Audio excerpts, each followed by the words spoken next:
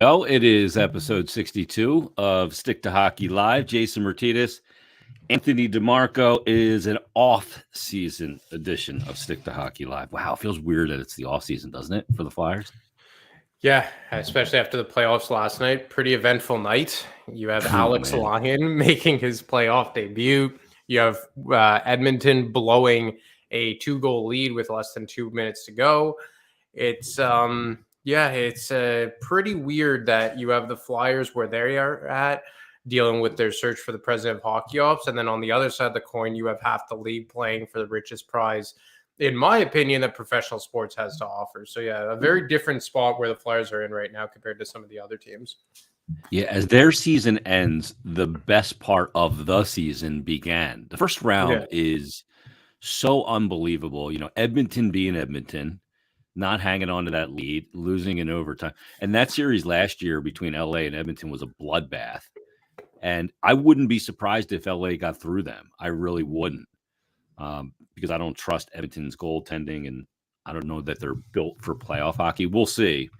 I mean, Edmonton, even though losing game one, I think is still the favorite. And then you look at what's going to happen tonight. You got staggered starts, finally, NHL, thank you. And you've got Toronto as a huge favorite at home against Tampa. And then you've got, Colorado taking on the first time in the playoffs, Kraken in year 2. You've got New Jersey and the Rangers tonight, which is an outrageous, series as well, just from the geographical standpoint. You got great games tonight. And I didn't even talk about where I think the one seed's going to get upset tonight in Vegas, because I think Winnipeg's going to win game 1. Yeah, that's a series that I don't like either team, to be honest. Mm-hmm. It's just I wanted to go with Winnipeg because of the goaltending, but there's something up there. There's kind of a rotten feeling up in Winnipeg. They've had that core together for so long, and it feels like maybe something's finally going to come to a head this summer. But then on the other side, I think it's Laurent Brossoit who's going for the Vegas Golden Knights. They had him pretty well. Yeah, he's been doing pretty well. And it's Jackal's first ever playoff game this year. Tonight rather. So that's going to be pretty cool to see. I think that Vegas comes out of this series eventually, just because I don't think that, from almost an intangible point of view, I don't think that there is much that Winnipeg has going for them right now. They have the talent. They have one of the best forward groups in the NHL, you can make the case for, but it just feels like something's missing. And even with a guy like Connor Hellebuyck in the crease, I just feel like eventually Vegas will come out. But again, I'm not super confident in saying that either. Yeah. The thing is too, Toronto, that series, they have to end that in 6 if Toronto's going to win. If they go to 7, I think the lump in their throat gets too big. The pressure gets too high. And you got Vasilevsky in a game 7. Yeah. And I'll take Tampa in that game 7 with Vasi every single time. Oh, yeah, 100%. I predicted Toronto in 6. I feel like this is the year. I know that we've been saying that for 4 or 5 years now, but you look at the additions that Kyle Dubas made. I do think he did go work at the deadline. I actually do like Ilya Samsonov. A bit banged up going into this series, but I think he's had a really good year in Toronto, kind of like a show me year. You brought in some proven winners and guys like Ryan O'Reilly and Noel Acciari, even though Acciari is more on the depth side of your roster. But I just look at Tampa's side of things too. And I think McDonough not being there is a huge, subtraction from their team. Jan Ruda not being there. You have some young guys playing heavy roles for them. And I think his name is Perbix on the back end. He's played a lot with Victor Hedman. Hedman hasn't had the greatest of years. You look at their forward group, it doesn't look as deep as years past. I even think Tanner Jeannot is pretty banged up going to the playoffs, which was their big trade deadline acquisition. So it feels like the stars are aligning for Toronto, but you could never say never with them because of their history.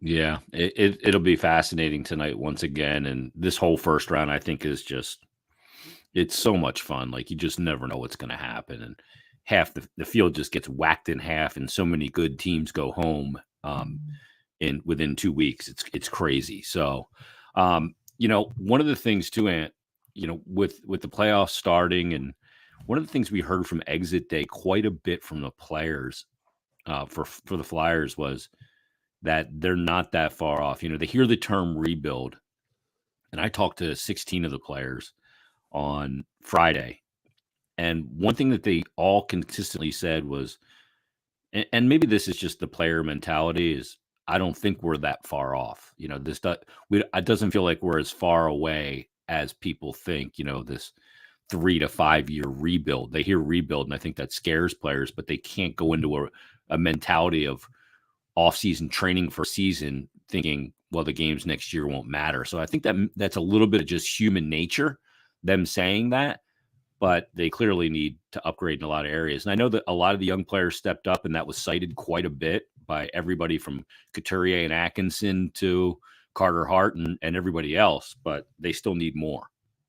Yeah, no, they do. And, I would not expect anything less from the players. And I'll kind of sit here and I'll say, like, oh, yeah, we're 10 years away, or what, obviously I'm exaggerating, but players are going to bet on themselves.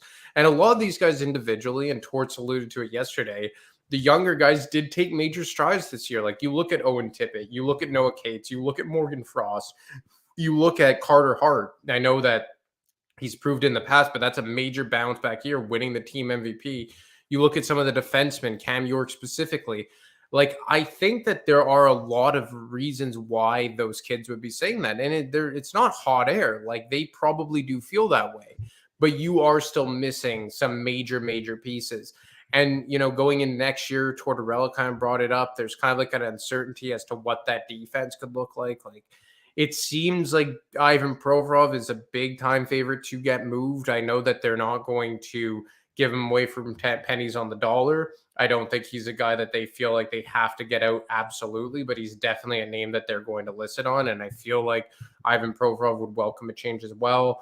You look at a guy like Travis Sanheim, maybe the contract prohibits you from moving on from him, but we know that he struggled mightily this year.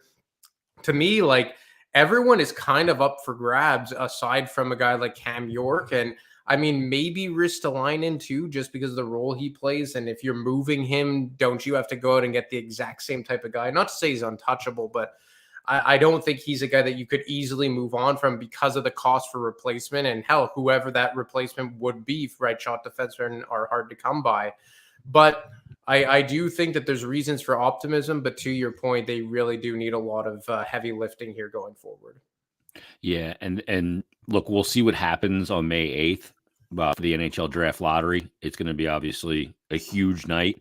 I know Fried said on 32 Thoughts that if there's any team that could really use Connor Bedard and some luck in the lottery, it's the Flyers. Now, the Flyers have never won the lottery.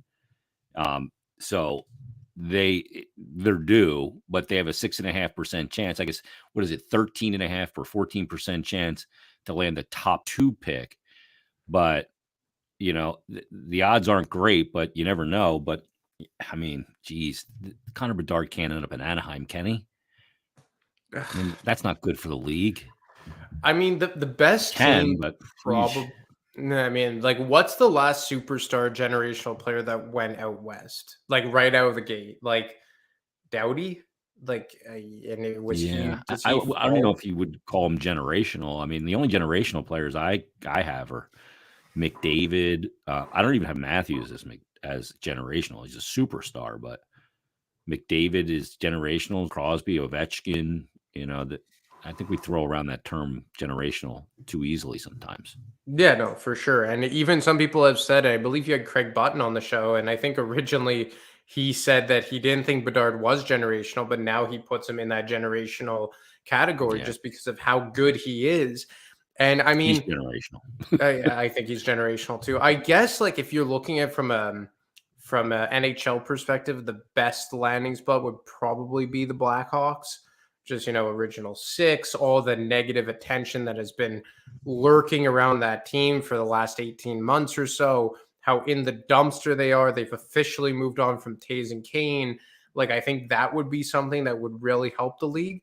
But at the same time, like Fried said, I think that the Flyers could really use for a player like that. And forget generational.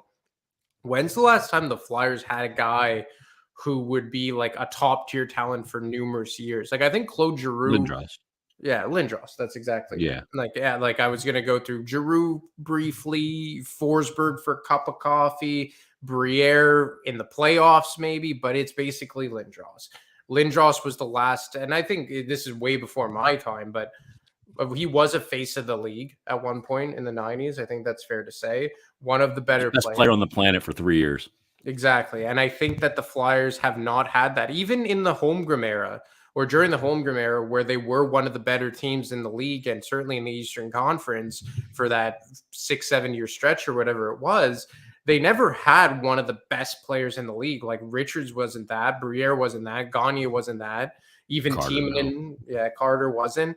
But they just have a bunch of really good players. But it's been a long, long time since you had that league-wide marketable star. And I think that Bedard would certainly check that box. And the NHL is for sure aware of it. And to have him on the East Coast, there is an East Coast bias. When you have players in later time zones, whether it's Central or West, it's the eyes of the East Coast aren't on them as much. It's just the fact of the matter. Connor McDavid basically being in Siberia does not help the NHL a whole heck of a lot. It just doesn't. His games are at 10 o'clock at night, East Coast time. And, the East Coast people don't see him enough. You want him in this metropolitan area of the Northeast corridor where you've got, many visits to New York with multiple teams and New Jersey and Pittsburgh and Carolina and Boston. That's where they can get the most from them, So I don't know. In prime time too. It's prime time.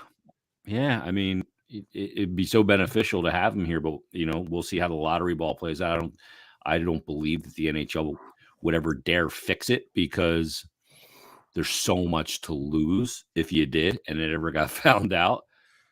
So because you lose the entire trust of your fan base, you lose the integrity of what you're doing. You're trying to control who's good and who's not. Like, I mean, I think a lot of that speculation has maybe gone out the window when you see teams like New Jersey get number one or Buffalo get number one, multiple. Yeah. Like, I mean, the last time a Western Conference team picked number one, it was, when was it? Edmonton. Yeah, I guess it was Edmonton back in 2015. Because since then, you've had Toronto, you've had New Jersey, you've had Buffalo, you've had Jersey again, the Rangers, Buffalo again, and Montreal last year. So, I mean, in a year where so many Western Conference teams were bottom dwellers, like, yeah, you had Columbus and Montreal, and to a bit lesser extent, the Flyers of the East. But you look at West, where you have San Jose, Vancouver, who turned it on near the end of the year, Arizona, Anaheim. Like, there was a lot of teams, I would argue, that need it more out there than any of the Eastern teams, because Montreal got the first overall pick last year. Columbus has a couple really good kids coming, specifically David Jiricek. The Flyers, they need him a lot, but at least you have a guy like Gauthier. You have some young kids already on your roster.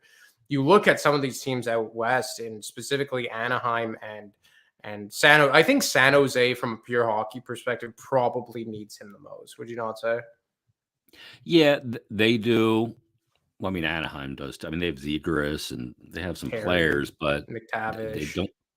Yeah, and Mason McTavish. So yeah, San Jose probably does because of what they also traded away, and I think that they're going to do everything they can to trade Carlson this year too. But San Jose starts their games at 10:30 at the Shark Tank. That is no good for the league. It's no good. I don't know. Are they like an extra half hour behind? Like, is it everyone else 3 hours behind and they're like 3.5? I've never understood that.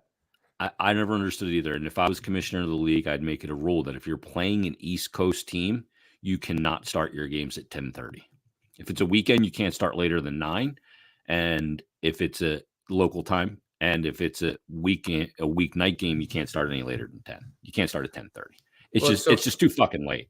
Well, it's so funny up here in Canada, like for the Saturday Hockey Night in Canada games, it happens, I believe, once a year, where Toronto goes out to Vancouver and plays them on a Saturday night. And the Vancouver fans get so pissed off because they start the game at 7 East and 4 p.m. Western time. But it's like, what do you want? It's a marketable game across the country. And obviously Hockey Night in Canada, it's this big historic event weekly here in Canada in a lot of ways. but you can have like your biggest primetime game going on at 10 p.m. And look, I'm the kind of guy more when I was a teenager where I would really like to stay up and watch those late games. But look, man, I'm 28 years old and I'm even getting exhausted from it now. Yeah, yeah. Drago 629 messages in and says, Danny seemed to say all the right things yesterday, asking for patience, but I'm always excited for a new season. Is there a free chance they can inch even closer to a playoff spot in 24? He says, I say yes, basically. I don't know. I have no idea what's going to happen this offseason. I know everybody wants to put a timeline on this, and I refuse to. I don't know what's going to happen this offseason. If you tell me that they're going to win the lottery and get one or two, then the timeline changes. The timeline will constantly change. And I think Danny put it best yesterday when he said the players will determine the timeline. It's not going to be him giving some innocuous number, 2 years, 3 years, 5 years, whatever. But the players and their development and how things come together will ultimately determine any kind of timeline on this rebuild. Yeah, 100%. And, I always equate it to what happened in Toronto because it was so similar where you make the change at the very top of the organization by bringing in Brendan Shanahan over Brian Burke. You bring in a big name head coach with carte blanche, Babcock, Tortorella here, and both coaches pretty much saying, and obviously I'm paraphrasing here, that there's going to be pain coming. But you look at Toronto, they had pain for 1 year under Babcock. They bottomed out. They got Matthews. Next year, they're in the playoffs. So, I mean, they already had Marner. They already had Nylander. They already had Morgan Riley. At that time, you had Kadri and Bozak and JVR in his prime. So it's not apples to apples. But, if the Flyers get Connor Bedard, if they get Adam Fantilli, and one of those two guys show up next year and play at the level of Austin Matthews, and you have Tippett here, you have Frost here, you had maybe Forster take a step, Cam York, all these guys. Couturier returns. Couturier returns. Like, it's not out of the realm of possibility. But like Danny said, it depends on the players and what players you're getting. Like, if the Flyers end up picking number 6 this year and they take Benson, or they pick number 9 and take Reinbacher, the defenseman, which I was told by a scout today, defensemen always seem to go higher, so I wouldn't completely rule out the Flyers taking Reinbacher if they're in that 7 to 9 range. Then maybe probably not, because then you are missing that high-end talent. You're missing that stud number 1 center. But, there's a lot of kids here that took big steps. Like, you look at Noah Cates, the way that he played defense. Like, I was looking at some analytics. Like, he was among the best players analytically this year, defensive forwards-wise. Like, from a defense perspective analytically, he was one of the better forwards. One of those analytics sites had him win by their measurables being the Selke winner. Yeah, no, he was insane. Like, I think it was Jay Fresh Hockey had his defensive analytics percentile at like 99.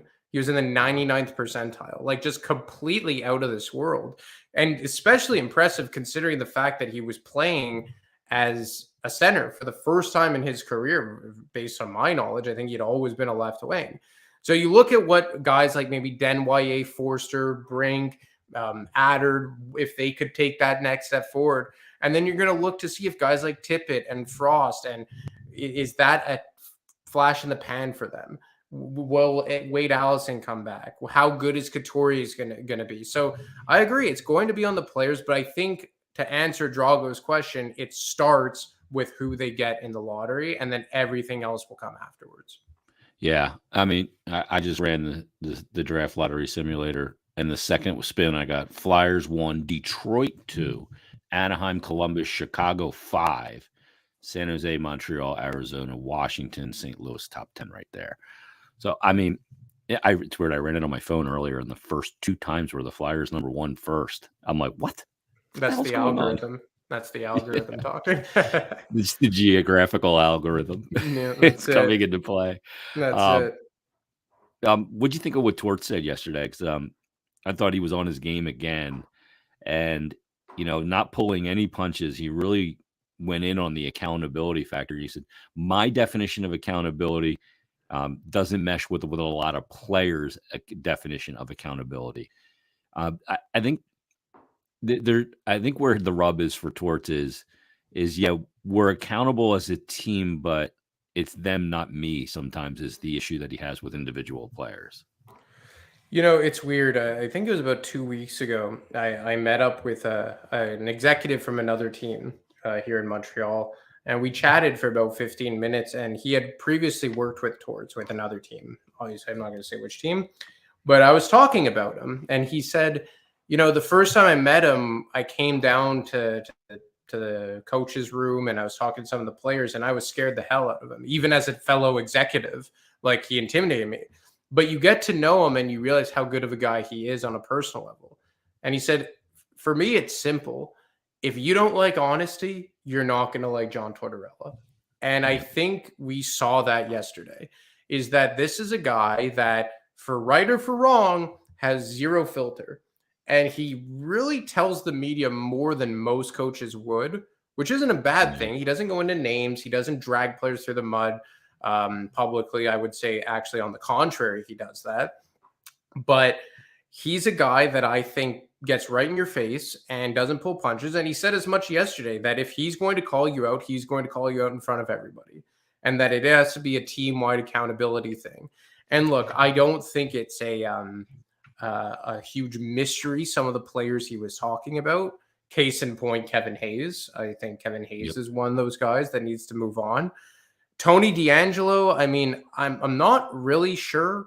I think there's an element that Torts probably respects about Tony. I was told last week that when he was sitting out, it was about Tony being a better teammate and a better player, and more a lot of people thought that it was an issue between Torts and Tony. And I still have a feeling that maybe something happened between them, but I think it was more about the way that they view Tony with the rest of the team. Like Torts said, it's not about him. It's about the rest of the team.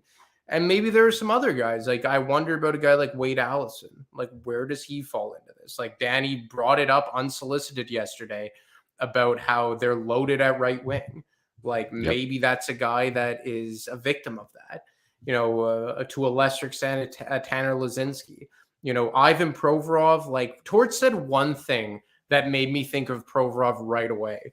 And he said, there's some guys here that would be fits if we were at a different spot organizationally.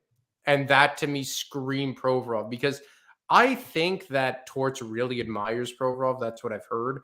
I've heard that he really admires his work ethic, the way he comes to, and he's a gamer. He's in great condition. And, his utilization of the defense is indicative as well that he really does lean a lot on Ivan Provorov. But I think he also acknowledges that for the player and where this team is at, Provorov is the guy that probably has to move on. So, I mean, he's really honest here. And like the league executive told me 2 weeks ago, that's something that maybe a lot of players have a tough time dealing with. Yeah, it's something some players just aren't wired to be able to handle it. They're just not. And especially in today's athletes, they're different than they were back in the day. And coach holds the hammer because he holds the playing time. But, to really be able to handle that, you've got to be a guy that is really comfortable in your own skin too. I don't know how the dynamic plays out, but one thing Torts told me when I spoke with him yesterday, because I sat down with him we talked for 20 minutes yesterday. And the one thing, he does all his film and everything in the group setting, because he's not coaching one guy, he's coaching everybody at the same time, where he may be pointing out the mistakes of one guy or the right plays of one guy, but it applies to everyone. So you're coaching the group, but sometimes when a player gets called out in the group setting, they can't handle it. And that's it is what it is. You got to have thick skin when you have Torts as a coach. You just have to. Yeah. And I mean, especially where the Flyers are at organizationally, right? Like where they're at right now, there can't be a worry about having your feelings hurt because nobody's really earned it. And that's unfortunate to say that maybe individually some guys have more leeway than others. Even a guy like Kevin Hayes, like I personally don't think that he deserves close to the vitriol that a lot of the fans show him. I think if you look at the contract when it was signed, it was par for the course. I think that you bring him in to be a second line 50-point player. He's pretty much done that. But, Torts has come in, clearly zeroed in on Hayes, and it's not working. And, it is what it is. But, even though Hayes has maybe done what he had to do in a vacuum, the overarching goal is that the team failed and Hayes was a big part of it. Whether it's fair or not, Hayes was a prominent face during an era where the team overly failed. And look, it's tough for, I think, a lot of people to realize that, like, behind the scenes, there has to be a lot of honesty, because most coaches are very, I guess, reserved when it comes to the press releases and dealing with the media. But Tortorella has let you kind of peek behind the curtain a bit, which has kind of been refreshing for a lot of people that have been preaching and begging for honesty for quite some time. Did you get a sense from Hayes speaking that he not only knows his time is up, but he knows there's basically a deal in place? And I'll find out about it at the draft, as he said. To me, it really felt like he knows there's a deal there. And I know the conjecture is that it's Columbus and that he's going there and there's basically a deal. I just got the feeling that he knows he's not here. He knows where he's going. Yeah, so, like, obviously Columbus is a low-hanging fruit. I was told that there were talks with Columbus, but Chuck kept it pretty tight to the vest in terms of what it was. They do like him as a player, but let's be honest, Columbus has to be real about where they're at as an organization, and they can't just bring Kevin Hayes just because he's buddies with Johnny Gaudreau and Rick Nash off the ice. But I do think Kevin Hayes is a guy who makes sense for that organization at the right price. Now, what is that price? We've heard for a long time in that 33% range in terms of salary retained. But, I've also heard whispers that the Flyers may eat close to half of it. I have heard that they want to do right by Kevin Hayes, which is admirable, right? I don't think it's Kevin Hayes' fault that the team has gone where they are. I think there was a lot of issues other than Hayes that went on here over the last 3.5, 4 years.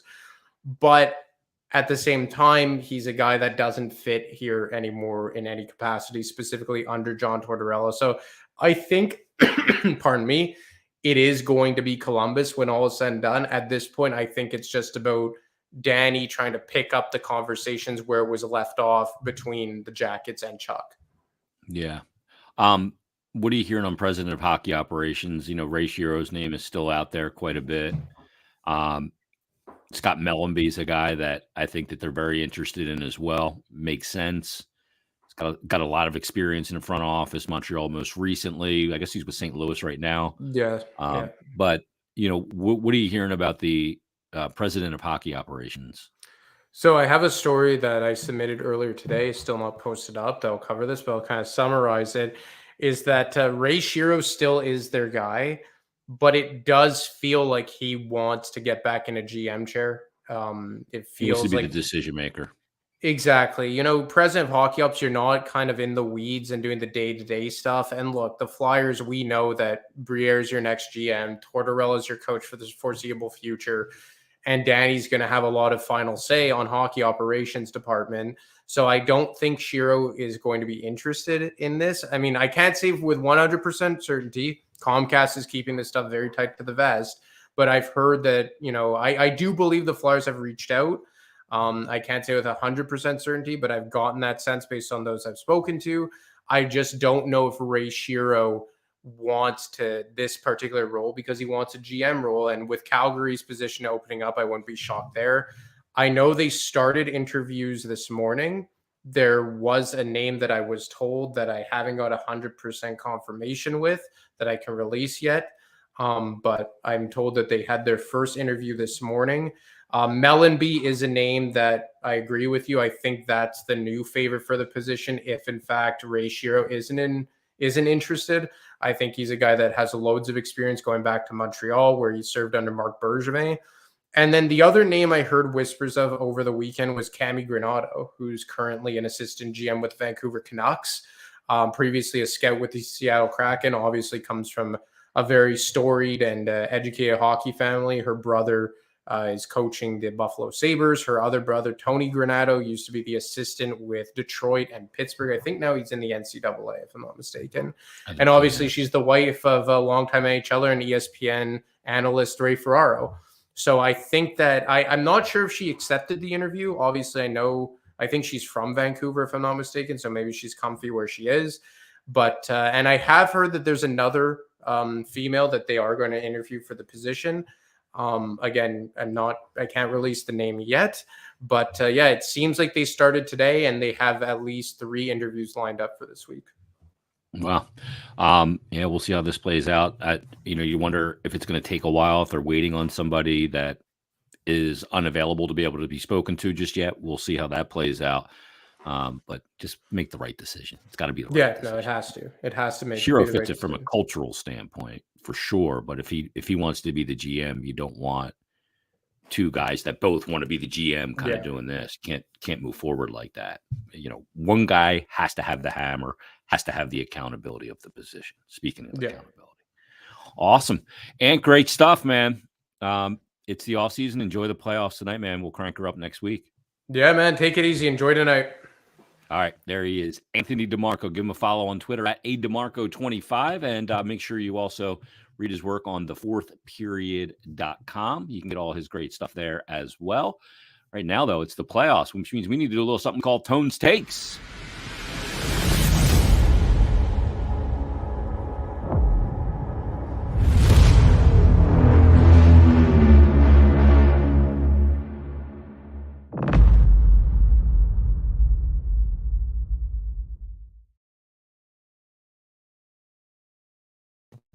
All right, it is a brand new edition of Stick to Hockey Live and a brand new edition of Tone's Takes. It is a playoff edition, and he joins us right now. What's going on, Tone? Hey, Jason. How you doing? Doing good, man. What'd you think of night 1? Couple OTs. Yeah, couple OTs last night. That Edmonton game, man. They started off hot, and then the Kings came right back. I had the under in that game. They took that away from me with that late goal, but that's going to be a fun back and forth series. And a little surprised by Minnesota too. I thought once Dallas went up 2-1, I thought they'd be able to handle business, but I just Ottinger played good, but Minnesota stuck with it. Yeah, Minnesota's gotten really good goaltending this year too. They have. Yeah, and last year LA and Edmonton was like a bloodbath, and that series is going to be fascinating. I don't know that Edmonton gets through it, but let's look at the card tonight because another fascinating night. I mean, the first round is so much fun, and you've got some really good series and good matchups here.